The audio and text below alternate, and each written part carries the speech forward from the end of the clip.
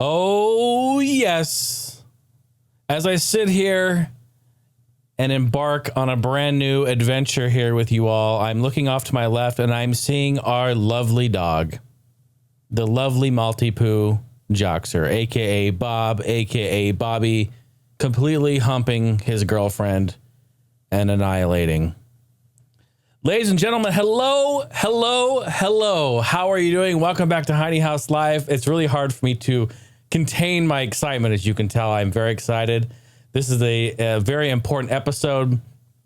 And here we are recording another episode with the brand new setup. Here we are. We have a lot of new stuff going on. If you're listening to the audio feed, I encourage you, please, to, of course, listen to the episode. Enjoy it. You know, this is here for you. But go back onto YouTube, HeineHouse.com, and look at the video because we have a brand new setup, new backdrop, all new setup. We have brand new camera.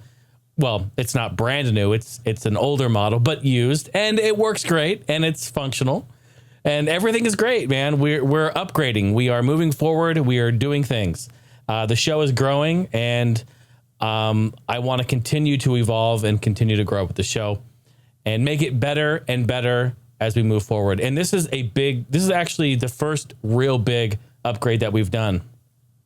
And I'm going to talk just a little bit about it to let you guys know what's going on. I mean, you can obviously see we are coming at you 1080p 60 frames here on YouTube. So it looks fantastic. And of course, the new backdrop here. Steph and I took a trip to IKEA and got a bunch of stuff here, got the shelving, and then we went through the collection and pulled some stuff and filled up these cubicles back here with some great nostalgic gaming and tech stuff, which represents the show, represents me, and represents everything that I think the show stands for. We've got great old school tech that you can see around, and also some modern and retro, mostly retro gaming behind me. The Virtual Boys here. We've got some of my favorite games, my boxed games here: Killer Instinct, Chrono Triggers, Excitebots. There's some Wii Sports. We got some Super Nintendo love. Obviously, the N64 here. This is my Toys R Us Gold Edition. I thought I'd bring that out just to show, you know, just like it's exciting. This is very, very exciting for me to show. Steph has some of her plushie collection over here, as you can see. And of course, my man Yosh, that's my dude. So he's represented big time. This here, Pete Dorr actually bought this for me a long time ago. He gave this to me. And this is look at this original Japanese Yoshi Mario Kart. Very, very cool. So thank you, Pete. Much love to you. Put that on display. You know, we have some random games over here hanging out that you kind of can see. Some DS, some Wii, some PSP, some Atari. And then, of course, we got Hedy Lamar here from Half-Life hanging out. He's holding the Justifier. And then some PlayStation love. Just a little quick overview. I mean, you guys can obviously see it, but yeah, very, very exciting. And the camera, picked up the camera. It's a used model. It's a 2015 model. It's a Panasonic. And yeah, it's just a great little camera. I bought it used on eBay, which it's actually funny. Is the first time I've used eBay in probably 5 years. Yeah, I remember the last time I used eBay and how it fucked me over. And I will talk about this month. In fact, after this episode, I'm going to record the after party for Patreon. So it's a Patreon exclusive. But you guys, most of you already know. But if you don't, I do. For the first time ever, I'm starting it this month. If you subscribe on Patreon and support on Patreon at the $5 a month tier, you get access to the 30-minute Heine House After Party video show, which I talk about exclusive stuff in there. Usually I talk about stories and stuff, which is what it's going to be. It's going to be fantastic. So patreon.com/Jason Heine. There's a plug there for that as well. There's so much I want to talk about. I haven't even gotten into my intro yet. I haven't even done it. I'm just so excited. This is great stuff. But anyway, got the new camera. Spent about 2 weeks on this whole thing. 2 weeks setting it up. If you follow me on social media, you were following the whole process. I took a picture when we were at IKEA in checkout, and then also some kind of behind the scenes shots setting this all up and putting it together. So there's videos of it too. You can see some kind of more open shots of what this looks like and how it all came together. So awesome stuff, man. And again, this is just to show and also confirm that when you support me on Patreon, this is what it goes to. It goes to my entertainment, my show, my business, Heine House. That is it. And I put it right back into the show. And I'm so happy when I'm able to do that. So I needed to make a move. I needed to move the podcast station here. I needed to use the studio for setting up my drums and doing other projects. So as such, I took that as an opportunity to upgrade. And I pulled the money out of Patreon to buy all this gear. And so it means so much to me. Thank you, all of you. In fact, I'm going to flash it up here. Here's the Patreon slide. Round of applause for everyone involved. Patreon.com/Jason Heine is where you can support my cause, my passion here, and my business. This is it. This is what I do. I have 3 tiers: the ground floor, the main floor, and the game loft. All sorts of great exclusive stuff going on there. Behind the scenes stuff, updates, car vlogs when I'm driving home from work, and a bunch of other great stuff. So thank you, everyone, which is also for everyone on the main floor and above. That Heine House after party is happening. It's coming out very, very soon. And it will be about eBay. I'll be talking about my history with eBay. Going to be talking about where I started with eBay, when I began, what I used to sell, what I would do, and how I made a living on eBay for many, many years. In fact, I became a power seller on eBay and was one of the youngest people invited to an exclusive eBay summit conference in Portland. And it was pretty fantastic. I had to buy a tuxedo and everything. It was quite crazy. I wish I had pictures from that. No one was taking pictures in there. It was very corporate, but yeah, lots of great stuff. And I'll show pictures too. I have hundreds of pictures. I can't show them all, but I have hundreds of pictures of stuff that I've sold on eBay. I'll just take kind of a mix of stuff and show you guys. You know, I'd photo them. I photo it, upload it. So I kept a lot of them. Yeah, because I'm crazy like that. So great. So thanks for tuning in. Another episode of Heine House Live. Did I even do the intro? I don't even think I did the intro. Welcome to Heine House Live, a podcast about the exciting and ever-changing world of gaming and technology. Heine House Live is available on iTunes, Spotify, Stitcher, or wherever else you listen to podcasts. For all other info, including links to our community Discord, live video feed, episode archive, and a whole host of other great entertainment, please visit HeineHouse.com. Yes. I don't know what the fuck I'm reading. I don't know what the fuck I'm reading. I don't know what the fuck I'm reading.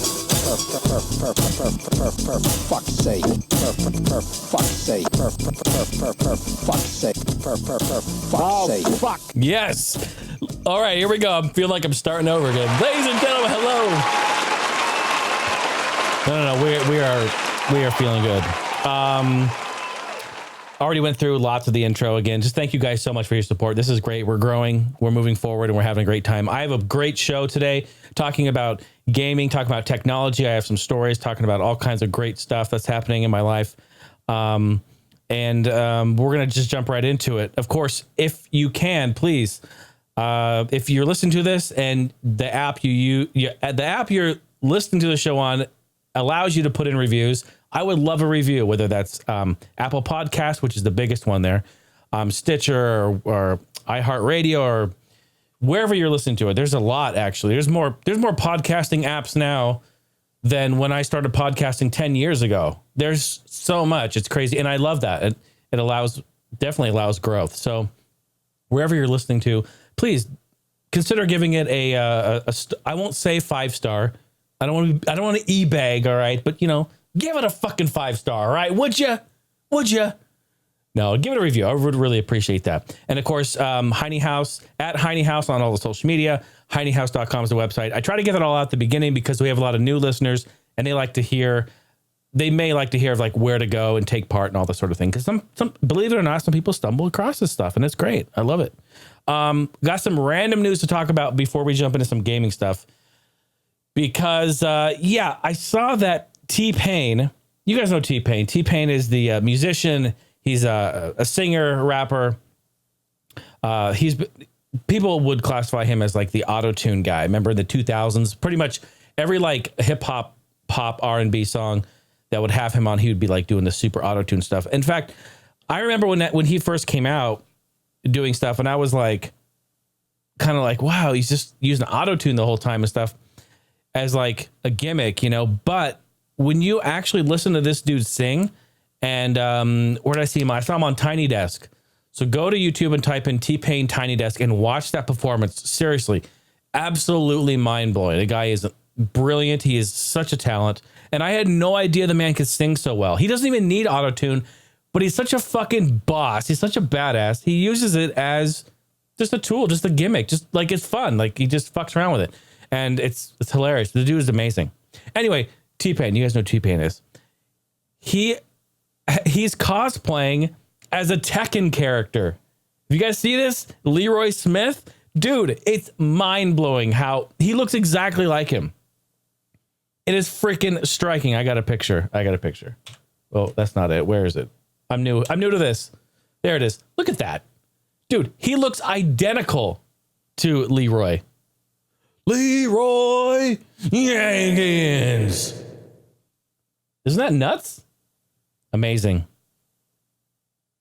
This shit is like spot on. So yeah, so people are saying that like, hey, T-Pain on point with that. In fact, T-Pain is also an avid gamer, so it's really cool. He's got about 125 followers on Twitch. He streams games. He plays games. So give him a shout. Give him a look. Pretty fantastic. Leroy Smith. Any Tekken fans out there? Mad love to that. You know, in Heine House Live, it always comes back to food. We got to talk about food at some point or another. We're going to. And we're going to talk about Burger King again. Why? Because Burger King currently is accepting Bitcoin for payments. I don't know what the fuck I'm reading. Only in Germany, though. Gotcha, bitch. So, yeah, you have to go to Germany or be in Germany if you want to take advantage of this. Yeah, it's true. Germany only, and only through their mobile ordering app. So you have to order on the mobile app, and then you can pay in checkout. You know, like some of these fast food restaurants are now accepting like Apple Pay and a bunch of others. I'm kind of new to the Apple Pay ecosystem. So like last time we ordered a pizza from Domino's, they accept Apple Pay. And you know what? I honestly, not that I want to go on a tangent about like Apple Pay and all these other apps that are doing that. I really do like the fact that you can put in your info in these apps and do checkout without them actually knowing your credit card information or getting any of your info. It's like the handshake doesn't happen. It's like it's like almost like a firewall, right? So I actually really like that. I think that's kind of brilliant. So that's good stuff right there. But anyway, yeah, if you got some Bitcoin laying around in your PC, you can go ahead and exchange that for some. I really wanted to make a joke and say like, now you can use your fake currency for fake food, but it's actually real currency. Like it's actually real. You know, like maybe 6 years ago we'd be like, no, it's fake, but it's actually real. So I made the joke, but it's not. I can't do that. It's not real. It's not real, man. I have some other food news, but let's break it up a little bit. You know, last week, or no, 2 weeks ago, because I took last week off. 2 weeks ago, I reported that the TSA has banned the Star Wars thermal detonators that you get at Disneyland. Remember this story I talked about? They banned them because they look like, well, grenades. So they don't want them coming through. Well, guess what? Good news, everyone. What do you think about that, Tim? They reversed it. Yes.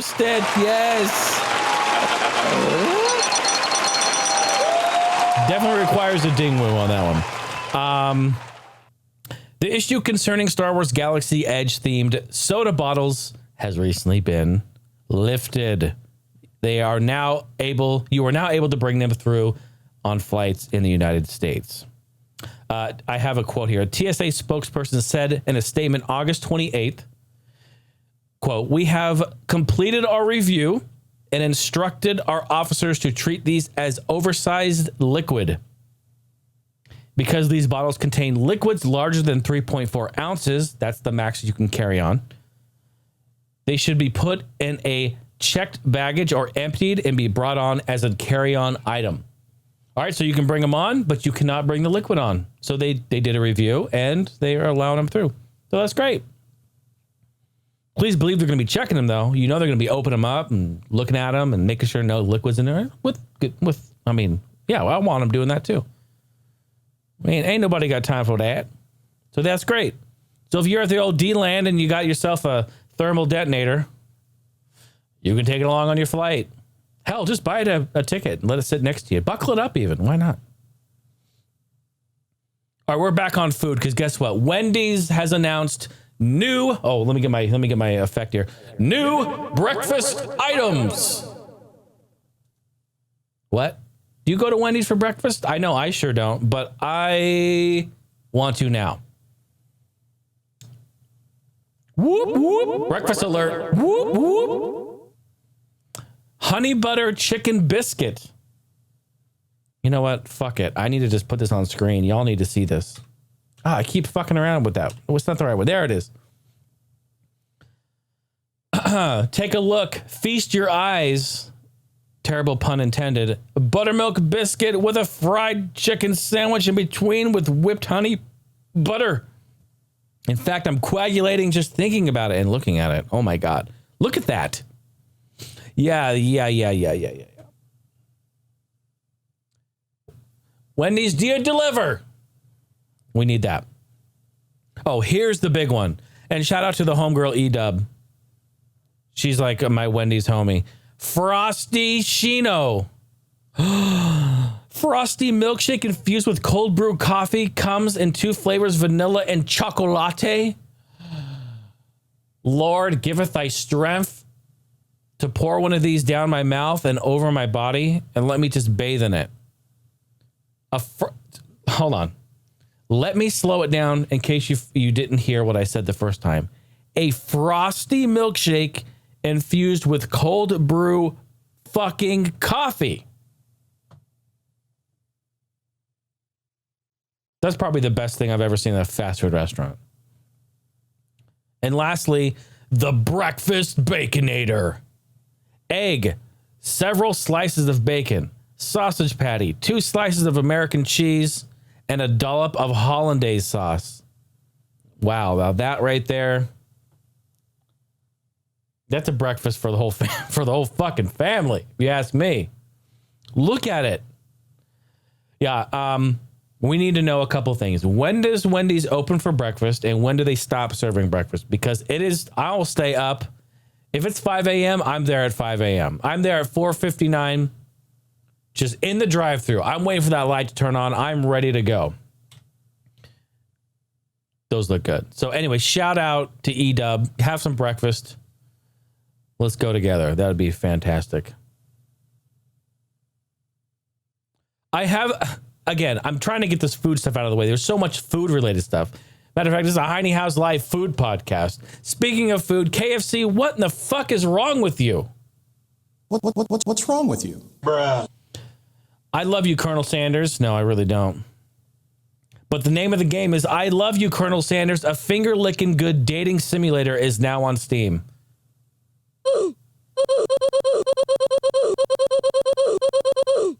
Seriously, no. This is a game.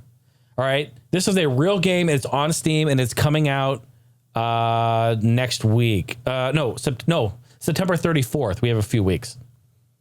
This is the name of the game. I'll say it again. I Love You, Colonel Sanders. A finger-licking good dating simulator. That is the name of the... Oh my God. Developed by Psyop. P-S-Y-O-P. Psyop? I have no idea. I'm butchering that name. Psyop. And it's published by KFC. Game description says, I quoted this so that I can read it exactly, because you're probably wondering, what in the fuck is this? I still am too. Welcome to the most delicious... Hold on. I clear my mouth out. I'm still looking at this Wendy's food here. Welcome to the most delicious dating simulator ever created. Yeah, I'm sure it's the only one, all right? So just relax. Do you have what it takes to be the business partner of and win the heart of the most famous chicken salesman of all time? Play to find out. Go ahead. Colonel Sanders is waiting. What? Goddamn son of a bitch! Oh, God! Please, no! No! No!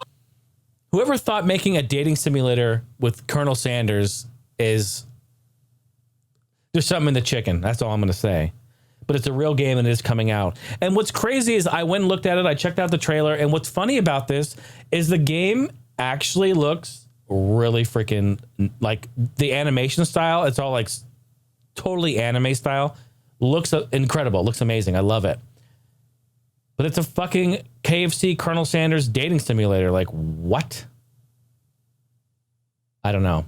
I'm totally tripping. Totally tripping.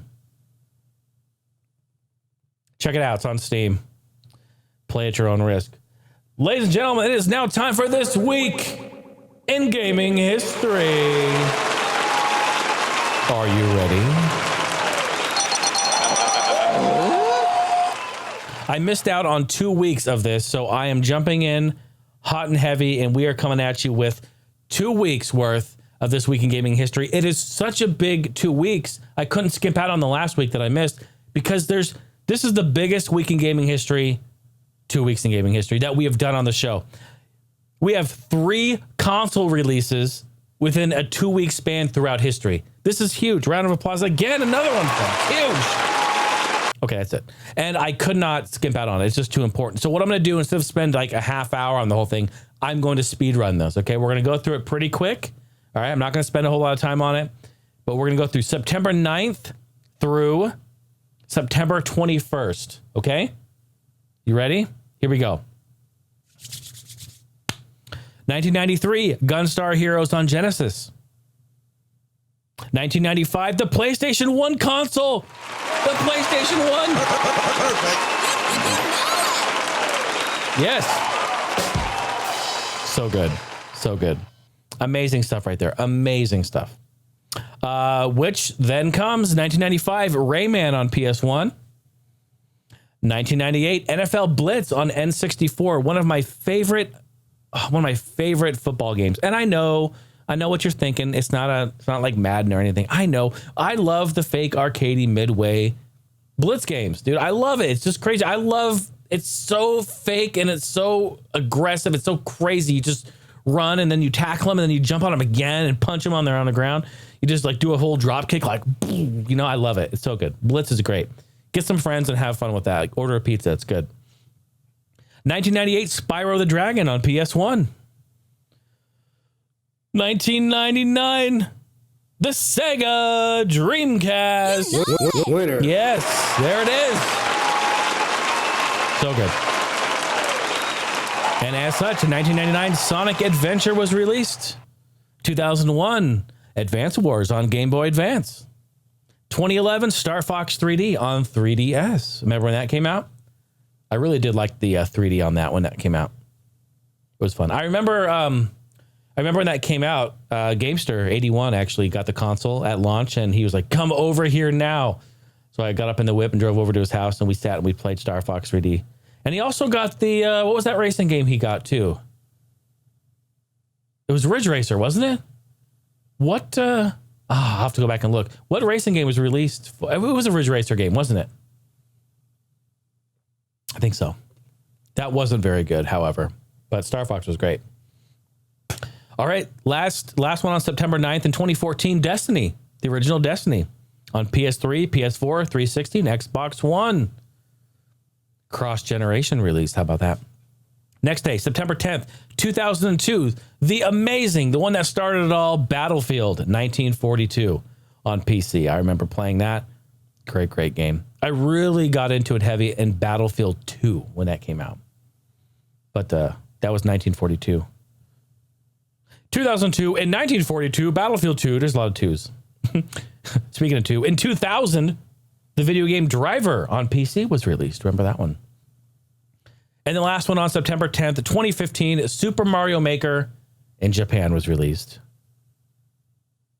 for the old Wii U. September 11th, 1992, Axelay on Super Nintendo in Japan. That is a great shooter. A shmupper. Should check that out. I have a story about that game, actually. I found that at Goodwill.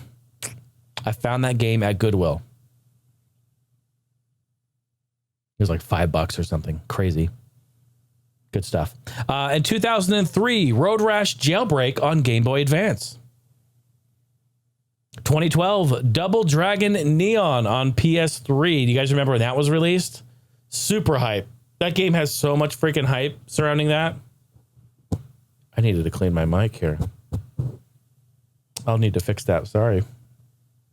2015, Sexy Beach Premium Resort in Japan. What? I need this. What is this game?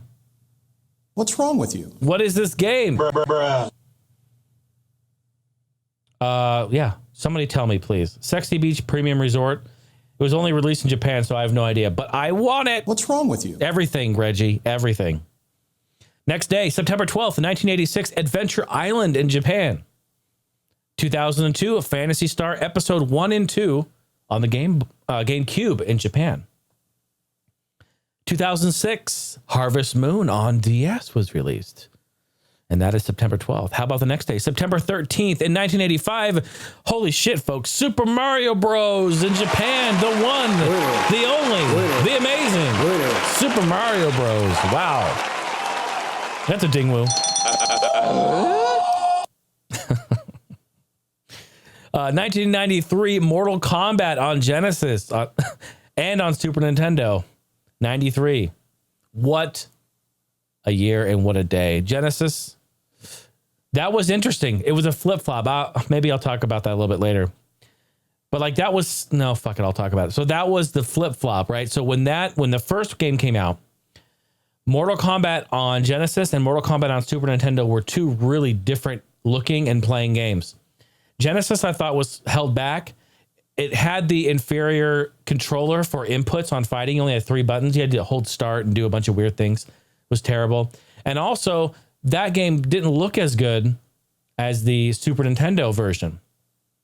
But they had blood, right? They had the blood. And to be honest, blood was king. So even though the Genesis had smaller sprites and it was grittier audio, I didn't think it was that good of a port. You got the blood, and that ruled everything. Because Super Nintendo had the better looking sprites, had bigger sprites, more detailed backgrounds. It had way better audio, but it had the stupid like sweat.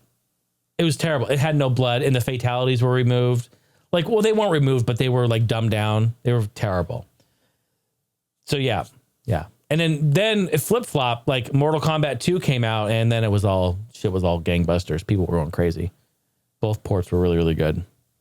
But Genesis definitely won the Mortal Kombat war in that year. Where was I? 2005, Burnout Legends on PSP was released. 2006, Company of Heroes on PC. 2014, Super Smash Bros. Nintendo 3DS.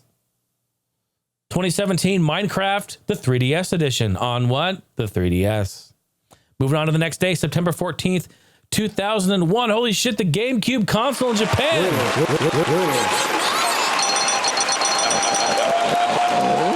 Yes. So good. So good. And as such, 2001, Luigi's Mansion on GameCube was released right along with it. 2010, Halo Reach on 360 was released. I remember the GameCube launch. I remember going to my local Toys R Us and playing Luigi's Mansion on the kiosk that was in there. Amazing times, man. Amazing times. September 15th, let's move on to the next day. In 2002, Animal Droppings. Bruh. On GameCube. Wow, why did the bra have? I didn't press that. Oh, I'm pressing all the buttons over here. Yeah, Animal Droppings on GameCube. So good. 2009, Batman Arkham Asylum on PC was released. 2009, Need for Speed Shift on PC. I remember that day clearly. That was when they went sim. People either loved it or hated it. I really liked it. Shift series are good. And 2009, Resident Evil 5 on PC. That wraps up September 15th. Move on to the next day.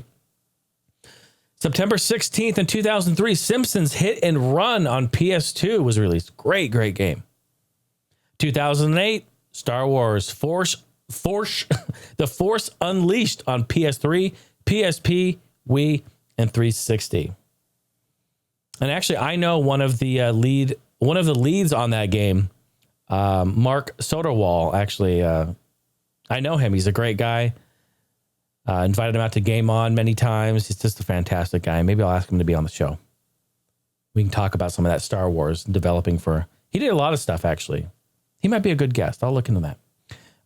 Let's move on to the next day, September 17th, 2001, Red Faction on PC. In my eye, that is the best Red Faction that they made. In fact, I thought about streaming this game. It has a really great story, a great storyline. Would you guys be interested to watch like a playthrough of me doing that on Twitch, streaming some of that? Let me know. I definitely could get down on that. 2007, Juiced 2, Hot Import Nights on PS2. 2009, Endless Ocean, Blue World on Wii in Japan. Love that Endless Ocean. It's fun. All right, 3 more days. We're blazing through them. How we doing? We're doing all right? We're doing okay. September 18th in 2012, Borderlands 2 on 360 and PS3. You know, everyone right now, as I sit here and record this podcast, everyone is going apeshit and playing Borderlands 3. They are just having fun, enjoying themselves. Think back. September 18th, Borderlands 2 in 2012 came out. And on the same day in 2012, Jet Set Radio on PS3 was released. All right, 2 more days. September 19th in 2000, Duke Nukem, Land of the Babes. It's time to kick ass and chew bubble gum. And I'm all out of gum. 2006, Okami on PS2 was released. 2011, Kirby Mass Attack on DS was released. All right, we got 2 more days. Here we go. September 20th in 2002, one of my all-time favorite franchises, Yoshi's Island, Super Mario Advance 3 on Game Boy Advance in Japan was released.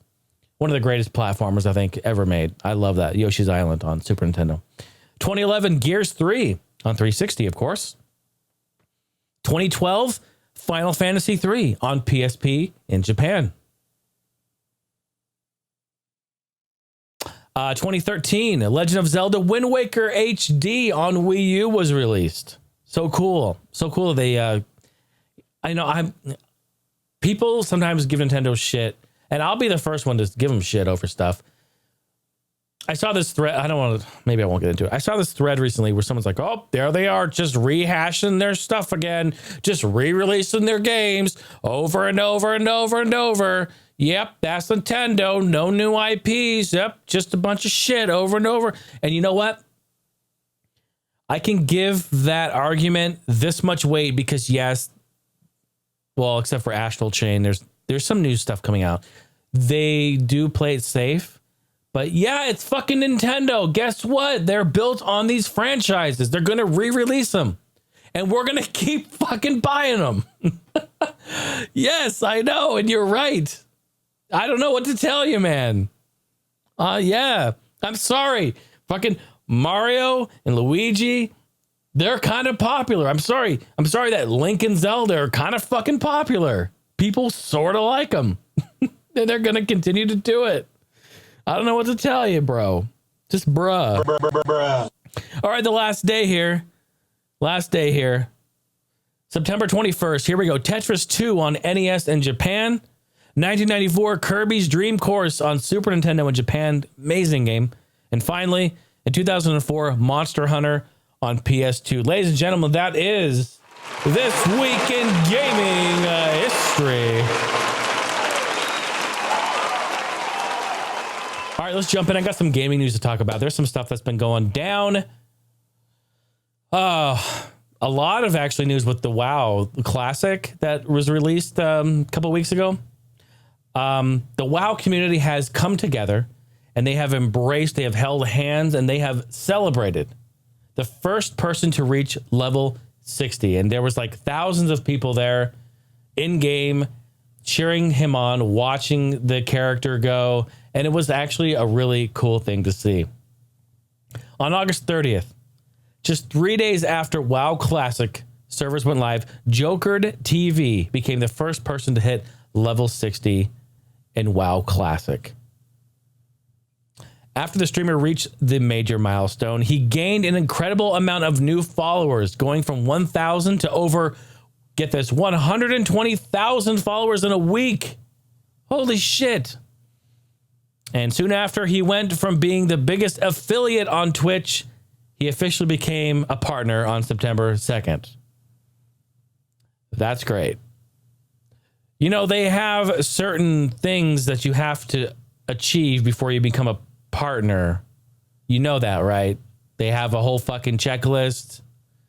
Stream X amount of hours in a, you know, like, I don't know. Maybe, you know what? Maybe he achieved all of those goals in 3 days.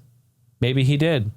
Or maybe Twitch just gave him one of their get out of jail free pass cards like they give some people. Maybe. As soon as a Twitch streamer hit level 60, a massive celebration poured into the streets as players from all over the game servers came to cheer him on, and at one point even forming a parade and cheering him on. Amazing. That's really cool. You know, in fact, that's really heartwarming. I think that's great. Community comes together. That's great. They should be. I love it. There's some other WoW news too, but that's later on in tech. We'll talk about that. The servers got DDoSed. Fucking crazy. People need to stop that shit. Metacritic takes action on the review bombs of Astral Chain. Astral Chain is a new Nintendo IP game that came out on Switch recently, and it's amazing. People are loving it, but people are fucking review bombing it because they're salty. Stop it. Get some help. Stop it. Get some help. Get some help. It would appear that Metacritic has taken action against review bombers and has nuked a whole bunch of negative reviews. As a result, Astral Chain now stands at a 9.0 rating, as it should. From what I hear, it's amazing. I can't wait to play it. I haven't got it yet, but I cannot wait to check it out. People are salty over the fact that it's a Switch exclusive. That's what they're upset about. And, you know, what's really crazy about the whole thing is this review bombing, it honestly, it needs to stop. The whole thing is ridiculous. If you don't like something about the game, you don't like the developer, you don't like their business practices, you don't like it's it's an Origin exclusive, you don't like, there's a lot of things that you will like and don't like, but you don't go on and fucking review bomb a game. You don't do that. That's just dumb. Give an honest review of the game and don't put your bullshit agenda in there to that's just not right. Like, review the game and the quality of the game, not the practices of the developers or whatever is going on. I don't know. I just think it's unfair, and I don't think it's a realistic review of what the game is. What was interesting is I actually I talked to Miyamoto himself. We had a conversation. I talked to him, and I asked him about that. I asked him what he thought about, the review bombs.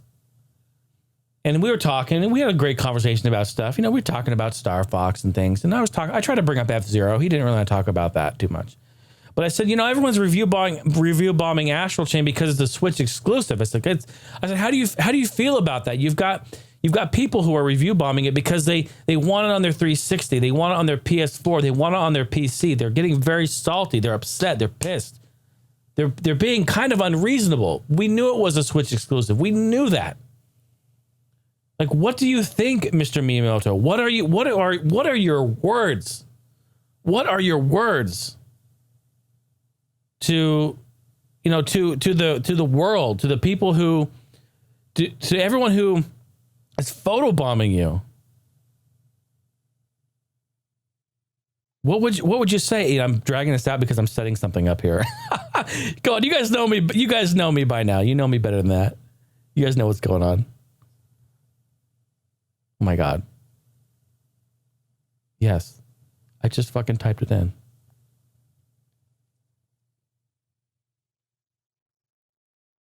What would you say, Mr. Miyamoto, to the world? This is really pissing me right the fuck off. All right, I had a really funny joke here, but for whatever fucking reason, Google Chrome in iPad is not working with my fucking Google Translate. I had a really funny joke that made me LOL in real life.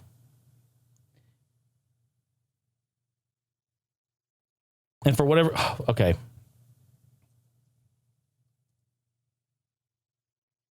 I really just killed the joke.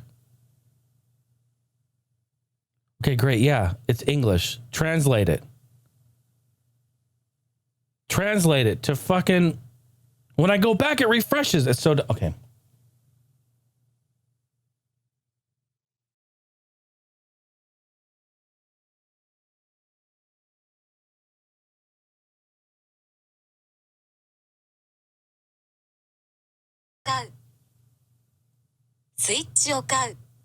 That's what Miyamoto... Damn it, I ruined the fucking joke. It was so good. All right, let me try it again. So I spoke with Miyamoto, and I asked him what he thought about the review bombs.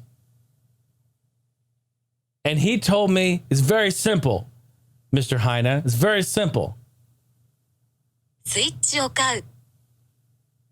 And what does that mean?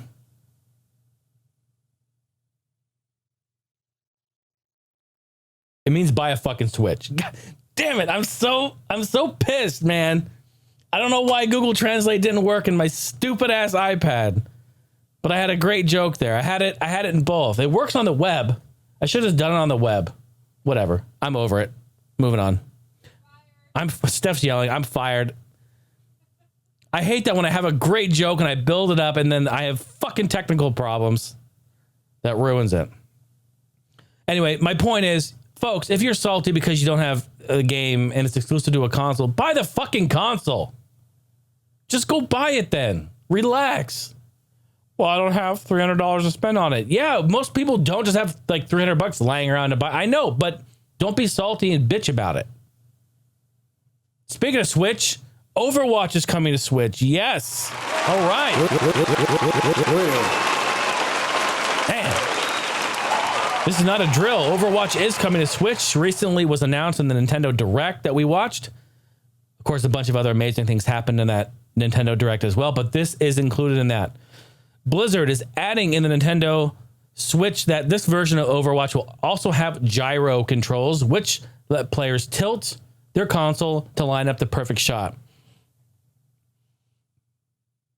I think casually that will be fun. But competitive? No. Fuck no. You're not going to be like doing that shit, playing that. No. Mm-mm. That's not happening. I think it's a fun thing to have and a fun thing to play with, but no, it's not going to be. I mean, maybe. I mean, you're going to have people out there that are going to be like mastering that shit and getting very, very accurate, and respect to them, but that's definitely not the best bit of input, I don't think. But again, maybe if it's done right, it could be really fun. It could be fun. But yeah, Overwatch. We haven't heard anything on details about, frame rate. People are speculating it's going to be like 30 frames and whatever. I mean, I don't know. Now I'm getting really nitpicky. You can't get too nitpicky on Switch because, it's inferior performance hardware. It's just not capable.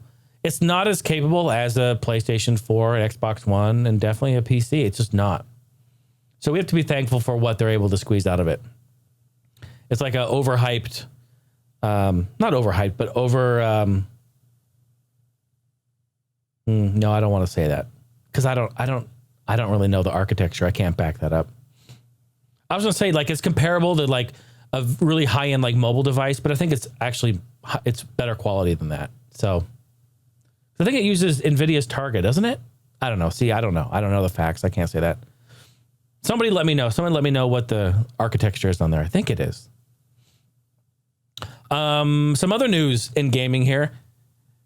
Smash Bros. New player, Terry. Wait, who?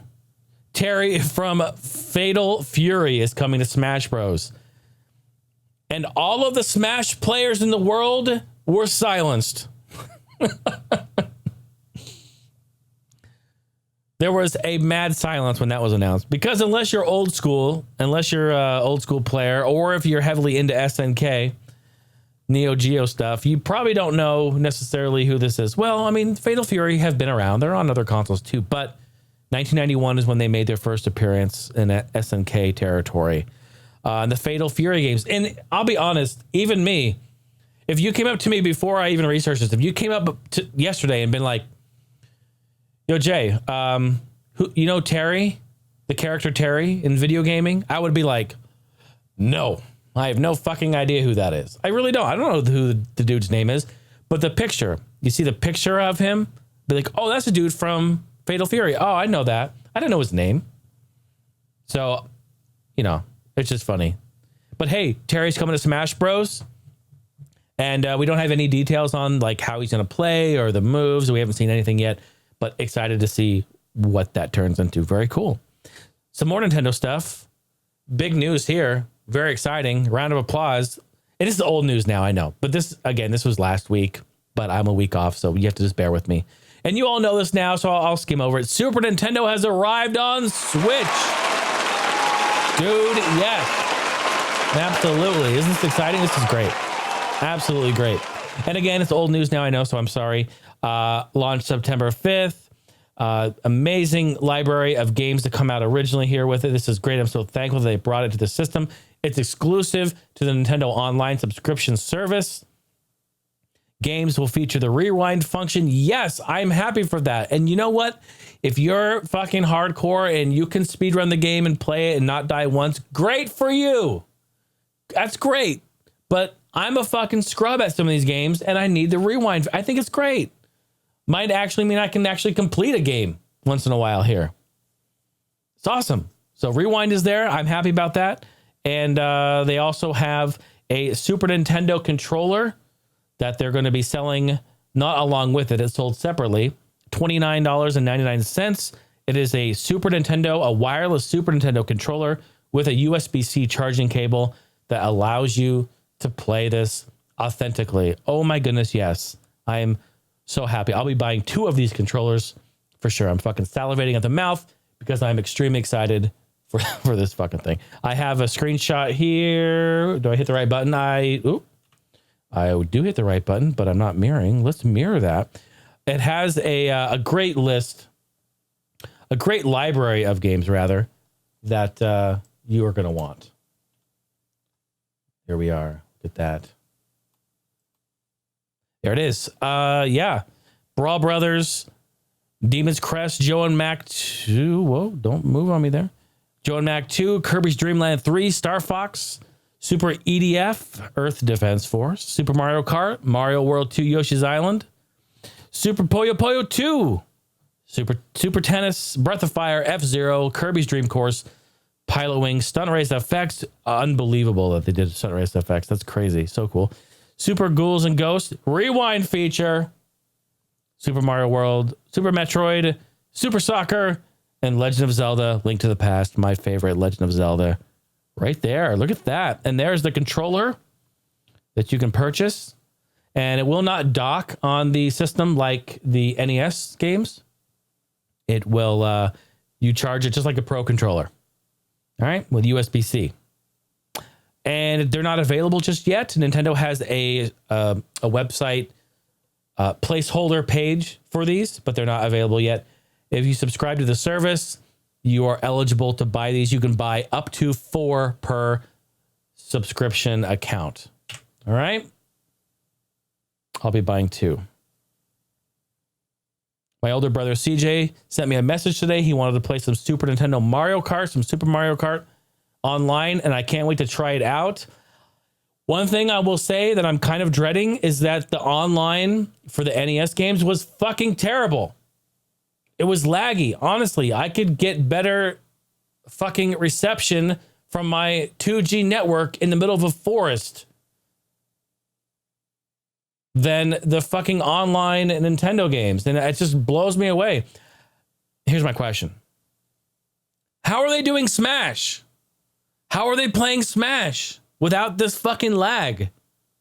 How are they doing it? Somebody please enlighten me. Tell me how. I want to know. I can't figure this shit out. Why isn't Smash laggy? Or is it? I don't know. I can't even. I got nothing. I I got nothing for that. I'm telling you right now, if I log on tonight and I play Super Mario Kart and it's fucking laggy, dude, I'm getting out number 2 pencil. I'm going to pay less and I'm going to buy number 2 pencil and I'm going to write a letter and I'm going to send it to Mr. Miyamoto again and try to do some Google Translate, get that joke working again. Just pissing me right off. Stop it. What's wrong with you? Stop it. Get some help. Right, Bob? I agree. Fucking pissed. And speaking of the Switch and speaking of this NES and Super Nintendo consoles, they made an announcement. I'm not sure if you heard of this announcement, but they are not going to be releasing these games like later to a schedule. So remember how we're getting them monthly, like kind of at the end of the month? Well, they're throwing that out the window. No more monthly. They're going to be now again, we don't know details. We don't know how this is really going to impact their release of these games yet. But it was confirmed by Nintendo that, quote, while more games are coming, those releases will not adhere to a regular schedule. And we don't know what this means yet. I don't know if this is the greatest thing to happen because we're going to get more games or if this is a fucking death wish. I don't know. This is either going to completely kill the releases of these games or it's going to spark and allow them to do more. Maybe they're going to do more. I don't know. I'm excited to learn about it. Let's see. Is this in gaming? Did I put this in gaming? I meant to put this in tech. Oh, well, I'll report it here. Fuck it. We're talking about WoW Classic, right? Well, this happened last week. WoW Classic servers were DDoSed. Fucking what? The more you know, bro. G.I. Joe! Yep. WoW Classic servers were DDoSed. And Blizzard did confirm the attack last week. So you may have heard of this before. You may not have heard of this before. But since we're all gamers and tech nerds here, you may or may not know. I'll tell you just a little bit about what a DDoS is in case you don't know. In simple terms, of course. DDoS stands for Distributed Denial of Service. It's basically an attack on a server where the attacker will send in many requests and ping that server. And they'll be pinging that server so much and sending in so many requests that the server cannot fulfill those requests in a return fashion. So basically, they're flooding it. They're just, in layman's terms, they're flooding it. They're sending in so much traffic, so many requests that the server cannot send back the data fast enough. In fact, when that happens, it just lags the server, it hangs the server, and a lot of times it'll just crash the server completely. So these fucking numbskulls will try to do this with gaming servers on popular games that happen, and they try to do it to take them down and just be like, yeah, I DDoS it, look at me, I'm so cool. Actually, you're a fucking idiot. And that's not cool anymore. Like, if this was 2008, I may be like, wow, that's fucking rad. I can't believe someone did that. How do they even do that? Now, 2019, you're just a fucking idiot. It's not even cool anymore. It's not even cool anymore. Stop it, bro. Get some help. Stop it. Get some help. In fact, you know what you should do? If you're like a hacker and you're DDoSing shit, you know what you really should do? You should go buy yourself a plane ticket and fly your ass to Las Vegas and join the Hacker Summit conference or whatever it's called that they have every year. We just reported on this like 3-4 weeks ago. The conference that they have in Vegas where they invite hackers to come out and hack their shit. And if you hack it, you get money. Put your skills to use. Don't DDoS a fucking WoW Classic server. People are just trying to have fun. No one gives a fuck about that. Dude, go hack Intel. Go hack Apple. Like, go to these conferences and hack a company that's there. And when you do that, then maybe you'll get like money and a job and like you'll help them with their security. Like, help this. This is like, it's so dumb. It's so dumb. It's not even cool anymore. Stop it. Get some help. Stop it. Get some help. Man, that failed joke threw me on a fucking rampage on a tangent. I'm still pissed it didn't work. It was really, really funny. I did it on the browser on the computer. Man, I gotta fix it. I gotta come back with another good joke. I'm sorry. I apologize to you all. I love you. Please don't leave me. We heard about this before. We knew that this was coming. We've reported on it before. But GameStop is officially closing 180 to 200 stores by the end of 2019. This is huge news. We already knew that Game Informer got a bunch of people laid off. They let a bunch of people go. They're refocusing and they're doing reorgs. And now this news that they're going to be closing 200 stores by the end of 2019. Wow. Closing 200 stores by the end of the year is a huge, huge undertaking. That's massive. I mean, that's like, they need to be liquidating right now.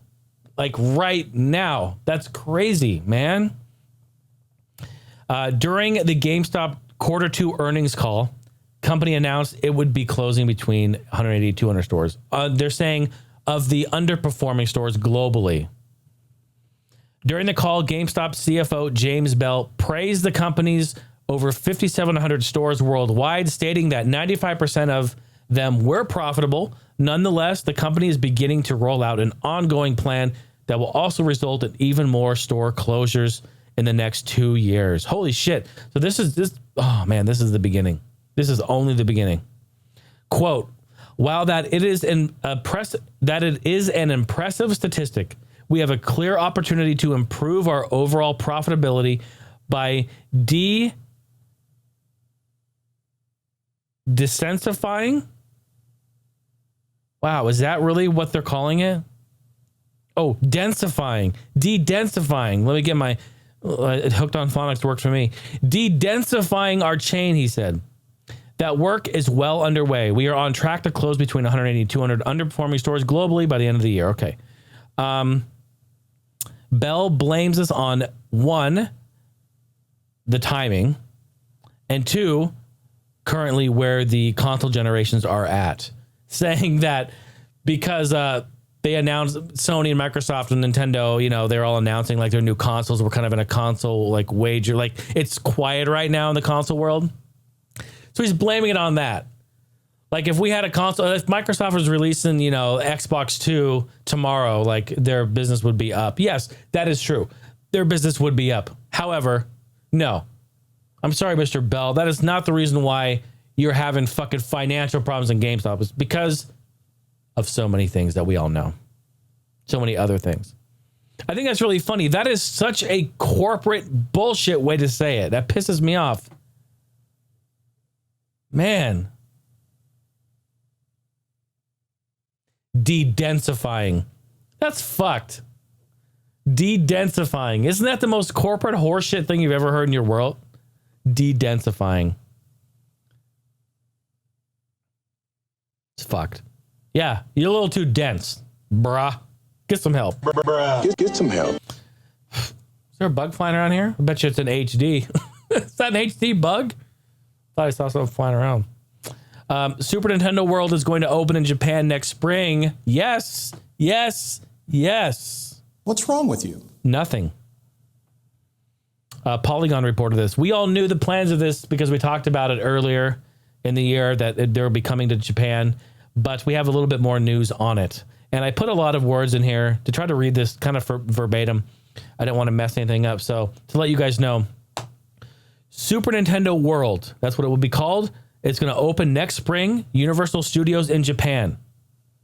Universal Parks and Resorts Chairman and CEO Tom Williams revealed more information about the park in an interview that he did at a conference in LA last week. He says, at opening, Japan's Super Nintendo World will have a Mario Kart ride and a Yoshi's Adventure ride. These two rides will be part of the first phase, quote unquote, of the park. The land will also be interactive with a magnetic red wristband for patrons to wear that allow them to fully engage with all the levels of the park. So the park will have different levels. The wristband allows you to interface back with game consoles. This sounds awesome. So whatever like high scores or something you have at the park, you can then interface that with your console, like your Switch or your 3DS or something. Oh, I think it's great. He also confirmed that a Bowser-themed area, as well as a Princess Peach's castle, yes, will be included in the park. Williams promised that Super Nintendo World will come to other Universal parks after Japan's park opens, but he did not give a timeline, of course. But he says, quote, "We are bringing it, and you can count on it." Round of applause. How about that? That was some gaming news. Yeah, how about some tech news now? Excited for a little tech news. A lot of great stuff happening, man. A lot of great stuff.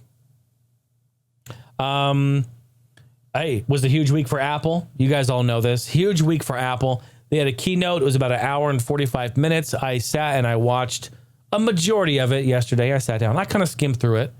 I didn't really watch too much about the Apple Watch or the Apple TV. Those are things that, well, not that they don't interest me. It's just I wanted to report on iPhone, iMac, and whatever else was going on with the iPad. Just wanted to see what was going on there. So highlights for me, the new iPad coming out, the new 7th gen iPad, 10.2-inch Retina display. It's using the A10 Fusion processor. And for the first time has a, quote, smart connector keyboard, which also doubles as a protective case to cover it. And I don't know if that was included. I think it was additional, but they did show it. And it will feature the new iPad OS, which is the OS that is specifically designed for iPad. As it sits now, iPad runs on iOS, which was built for iPhone. So this new OS is specific to take advantage for the bigger screen, real estate, and of course, using other features that iPad has over iPhone. So very, very cool stuff. They said that it's going to be built from the ground up, and this new iPad will definitely take advantage of that OS. It's exciting.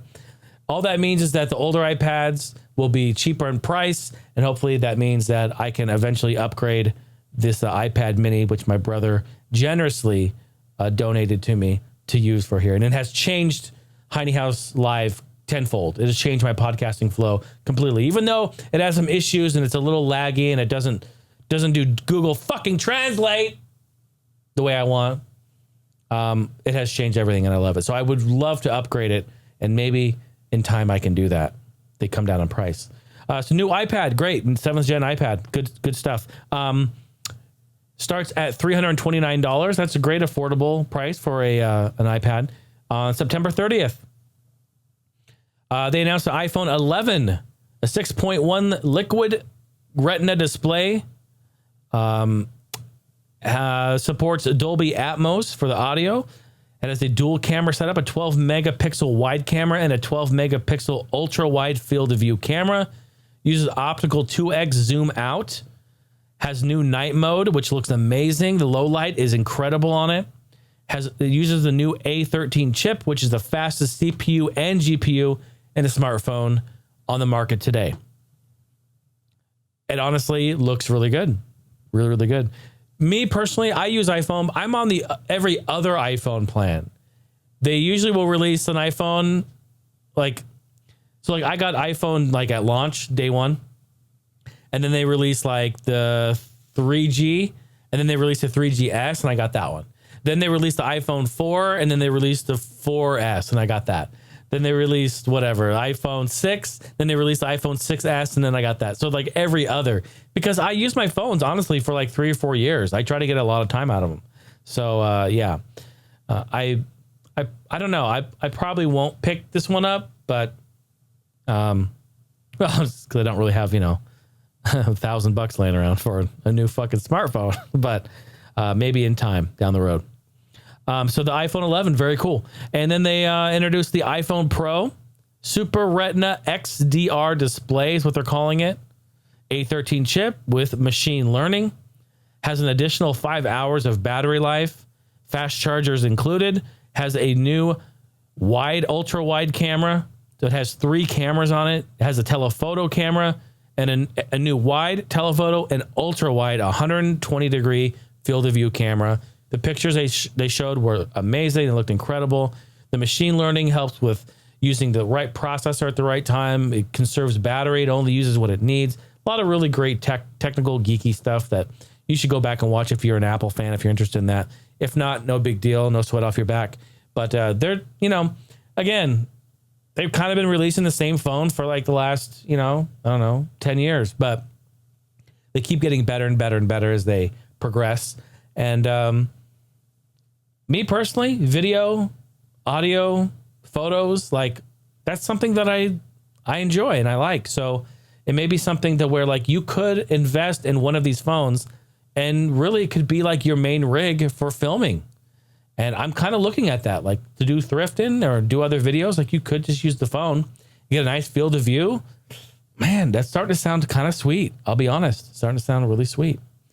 So, but anyway, go check the keynote if you're interested in the other stuff too. They did talk about a new Apple Watch where you're able to design your Apple Watch from the ground up in store or online. You can pick your colors, your bands. There's a whole bunch of different options. You can customize it in many different ways. It's really, really cool. And I thought that was really nice. Nice touch. I got some tech stuff to talk about for Steam. Oh my gosh, after 16 years, Steam is finally getting an overhaul. Round of applause. How about that dingwoo?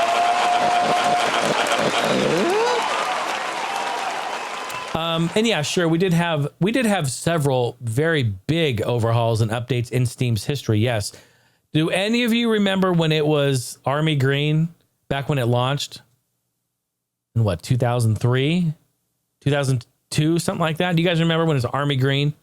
Those were the good old days, man. Back when it was just like a Half-Life launcher, Team Fortress launcher, Ricochet, and then Half-Life 2. You remember that? Oh, man. Taking me back.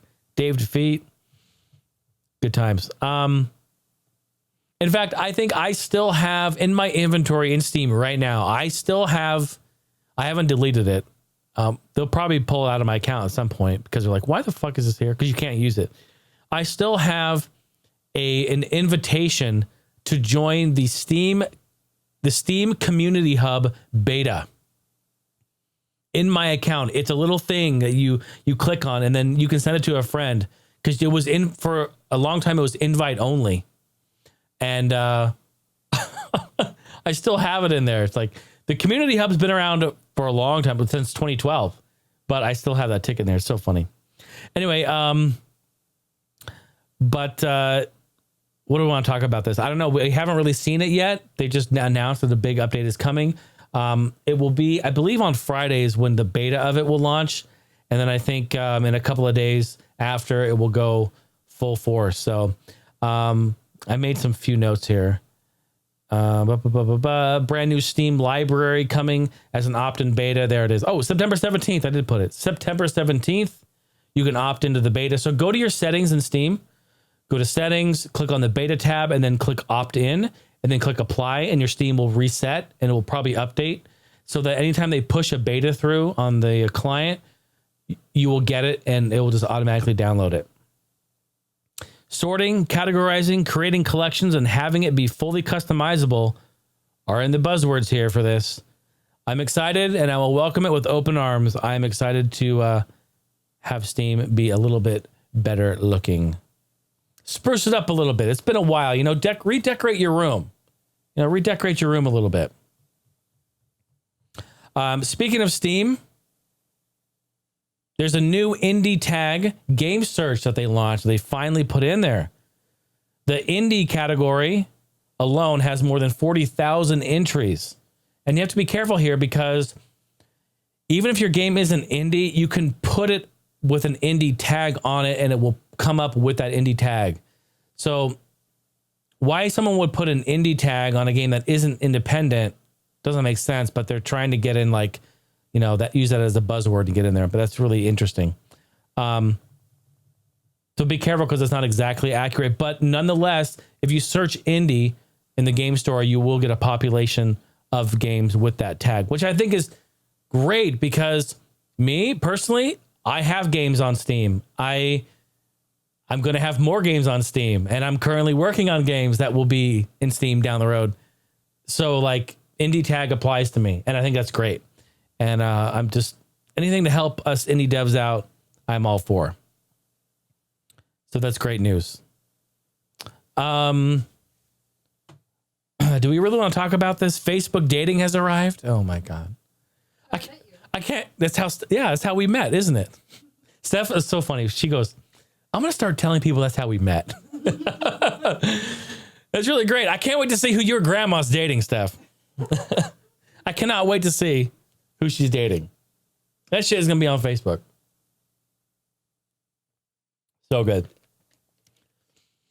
No, I don't want to spew false information. It doesn't work like that. It evidently, folks, for the good of the show. And for anyone who might be interested in this, no harm, no foul. I did a little research on it to try to see exactly how it's going to play out. Because Facebook, they're not the most trustworthy or honest company in the world. So this kind of is interesting. I would be leery. But Facebook dating is now available to users who are 18 and over. And it will not match you with your pre-existing Facebook friends. Okay, so there you go. Facebook dating requires opting into the service, and it isn't really part of your Facebook profile. You must create a separate dating profile, which then is linked to your Facebook and Instagram profiles. Can be a little creepy. You will fill out the profile as much or as little as you like, similar to like OkCupid or Match.com. It will start matching you with people who have similar interests. It will allow you to link your Instagram profile, which would allow you to pull your Instagram photos if you wish, and eventually allow users to pull stories from Facebook and Instagram as well. While Facebook dating won't match you with your Facebook friends, which means you won't accidentally see your uncle on there or grandma, it does have a feature called Secret Crush, which will let you flirt with people that you already know. Secret Crush lets you choose up to 9 friends to label as a crush. If one of those 9 friends adds you as well, it notifies you. I think that's fantastic. I wonder does anyone have a crush on me? I think Bob has a crush on me, just Bobby. Because I give him chicken nuggets and he loves that. I think that's really funny. Yeah, he's got a crush on the food. I said he's got a crush on me because I give him nuggies. That's the only reason, big boy. I have some tech news on Sony, not gaming related. Sony releases the 40th anniversary Walkman. And although I don't have a original Sony Walkman, I did as a child. I have this really cool Radio Shack one right here. You can see. Very cool. I like it because it has all these record functions. Earpiece, mic, record. Yeah, see, I got manual focus on now, so you can't see that. It's going to be out of focus. I think this is cool. How about this camera? Is this camera great or what? It looks so cool. Look how smooth it is. Oh, man, I love it. I'm so excited. Sorry, I'm like gushing. I'm super hype. So Sony releases the 40th anniversary Walkman. And at first I go, I am absolutely buying one. Day one. I don't care how expensive it is. I want it. Then I read the article. Doesn't mean it's going to play cassettes though. Why? Because there isn't a cassette player in it. Fuck, I wish I had some fucking air. What's wrong with you? Nope, it doesn't. It basically is a Wi-Fi and Android music streaming device. Has Wi-Fi, Bluetooth. Sony says it's inspired and pays homage to Sony's first portable cassette player. Take a trip down memory lane with the 40th anniversary edition. But I want it to play cassettes. Seriously. I want a high quality cassette player. Bruh. Excuse me. And the last thing I got here on some of the tech news is that we have another security breach. Hold on, where's my thing? Whoop, whoop, whoop. Security breach. Whoop, whoop, whoop. Security. Hackers infected the computer systems of the city of New Bedford, Massachusetts, with ransomware. It's ransomware. Terrible. This happens all the time to cities. And again, I know cities aren't listening to this podcast, but if you or you know anyone that works in a city, if you know in government, like you're not going to be able to say anything to them or change their mind to do it. They have a whole team of people, but like PSA, get your network in order, get your security in order, like back up your shit, like just be prepared, be vigilant, because these hackers are coming after cities and government entities because they have money and because they pay. Do not pay. Do not pay the hackers. It will get you nothing. They say, pay us and we'll give you your data back. They won't. What makes you think that they're trustworthy? They're fucking hackers. So be careful. Be vigilant. The hackers requested $5.3 million from the city to decrypt and send back the data. The ransom was too high, and they offered $300,000 though. Wow, they offered $300,000 to the hackers. I think that is big money. Hackers did not respond. They said no, that's not happening.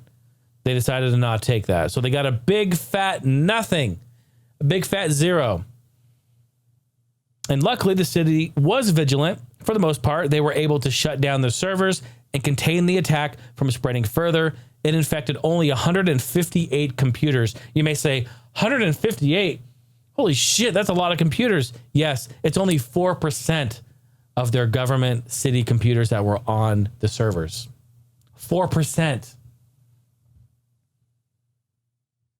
Wow. So don't offer him shit. Don't offer him shit. They ain't gonna get nothing. Nothing, honey. What you eating? Nothing, honey. What kind of cereal is that? Nothing, honey. Hey, folks, every week we do a community event in Discord. Every 2 weeks, actually. Every 2 weeks we do a community event in Discord.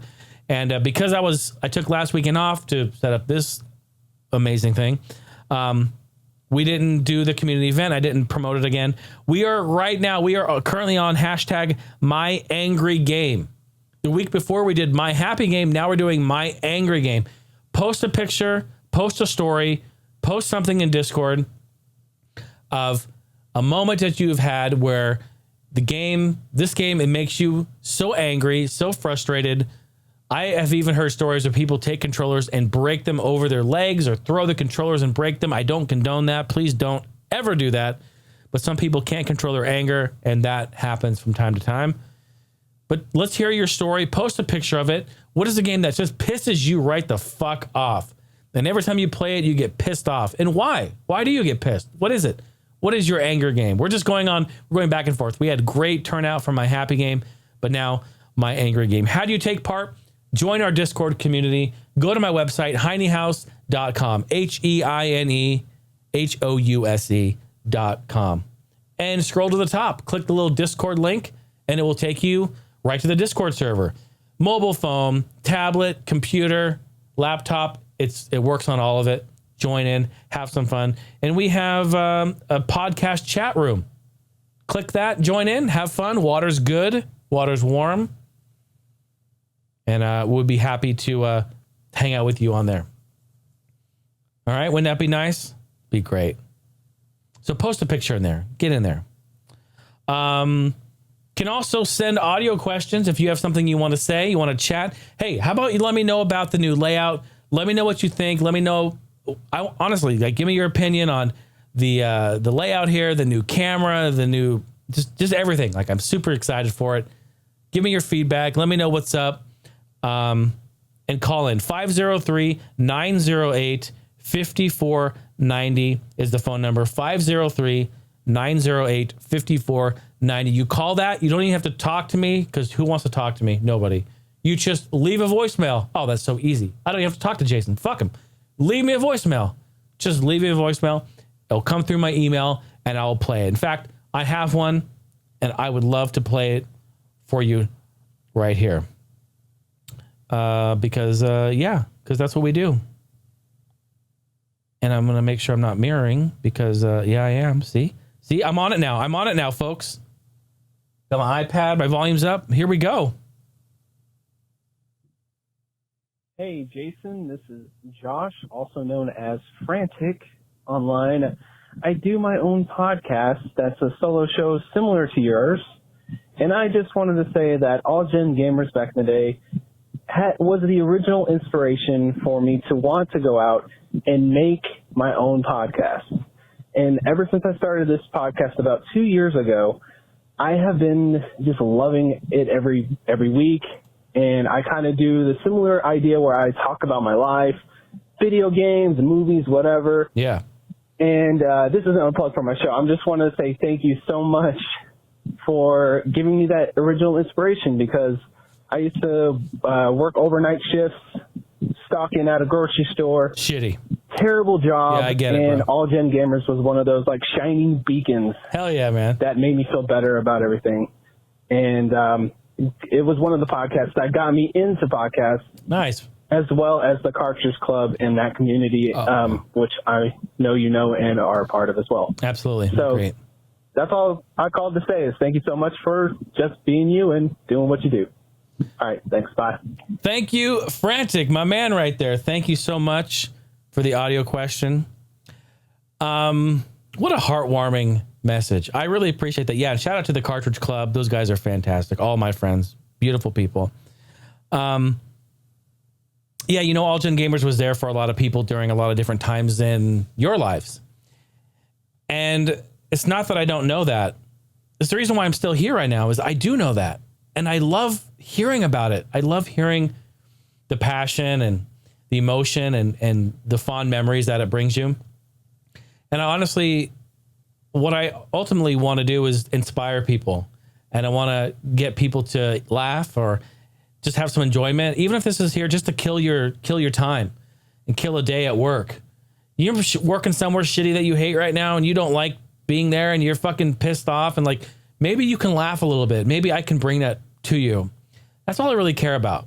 This is the fun show, and All Gen Gamers was a fun show, and that's all this is really intended to be. Plus, I really like to do it, and I want to do something that I thoroughly enjoy and that I like to do.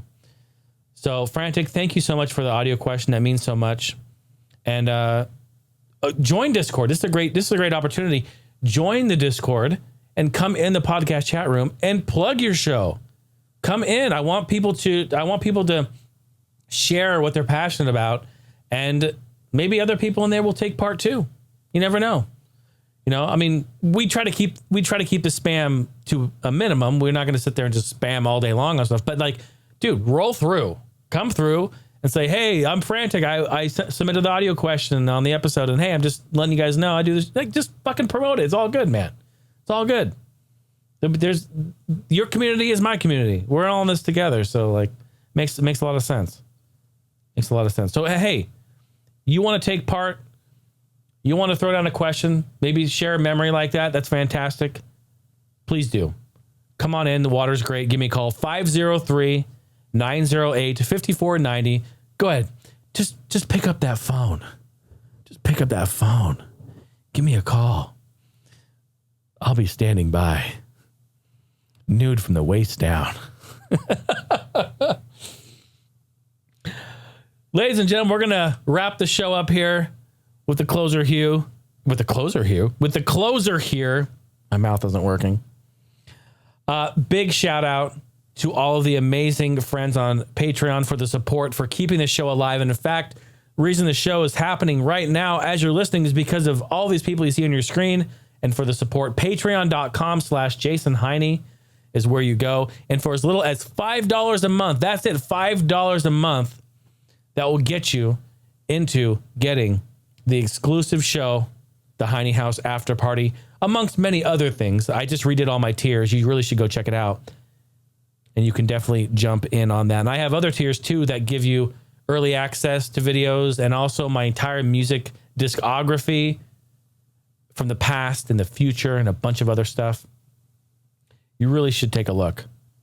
Shout out to my amazing supporters at the very top there. Gameloft, the Gameloft tier, Brandon, George, Erin, Weldon, Tammy, Sam, Luke, and Ryan. Much love to you guys and to everyone for the support. Shout out to all the subs on Twitch as well. Thank you for coming through. Shout out to all the Discord peeps, the Nitro boosters.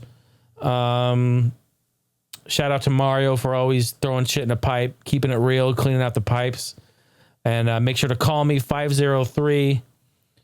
908-5490. Give the podcast a review. Give it a star rating if you would. HeineHouse.com is the website. And as always, I'm going to leave you with a song. This is new. We started doing just last episode. And I'm going to play one of my originals. Every single episode, I'm going to play a song that I composed. And last week, I played something off of my video game remix album, and I'm going to continue playing that right there with the next one right down the list. Mega Man 2 remix. Getting flashed. Thank you so much for being here. Much love to you all. We'll see you next week. Bye now.